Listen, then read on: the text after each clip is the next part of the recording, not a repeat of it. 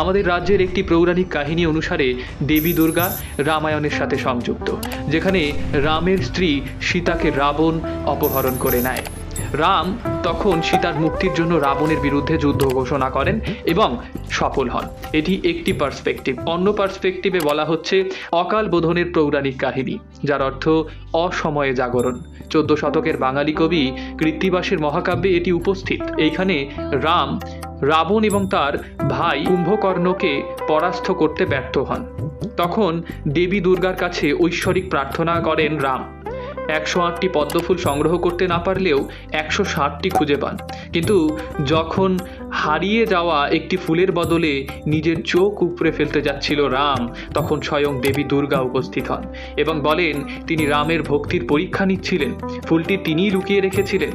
তার প্রতি সন্তুষ্ট হয়ে মা দুর্গা তাকে সহায়তা প্রদান করেন এবং রাম যুদ্ধের 10 দিনের মাথায় রাবণ বাহিনীকে পরাজিত করে জয়ী হন। আশ্বিন মাস অর্থাৎ সেপ্টেম্বর টু অক্টোবর পালিত হয়ে থাকে আমাদের এই দুর্গাপুজো।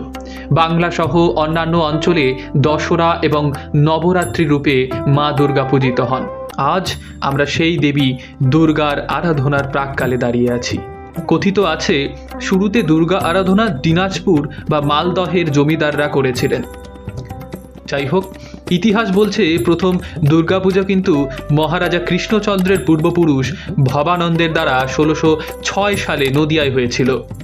কৃষ্ণচন্দ্রের আমলে তা বৃহত্তর আকার ধারণ করে। আপনারা কি জানেন যে বারোয়ারি পুজোর সূচনা কিভাবে হয়? ভীষণ ইন্টারেস্টিং ব্যাপারটা, আপনারা শুনলে অবাক হবেন। সালটা ছিল তখন 1761। পারিবারিক দুর্গাপুজো এই সময় একেবারে রমরমা। কিন্তু হুগলির গুপ্তিপাড়ায় একটি পারিবারিক পুজোয় 12 জন যুবককে যেতে বাধা দেওয়া হয়।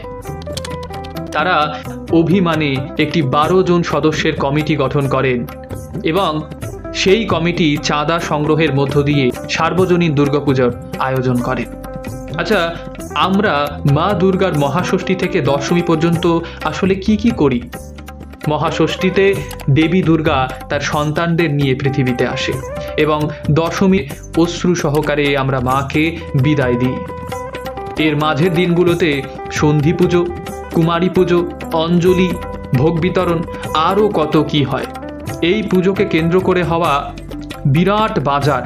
আমরা যদি এক্সাম্পল হিসেবে 2023 সালটি দেখি, সেই সময় 3 লক্ষেরও বেশি মানুষের রোজগারের পথ এনে দিয়েছিল আমাদের এই পুজো।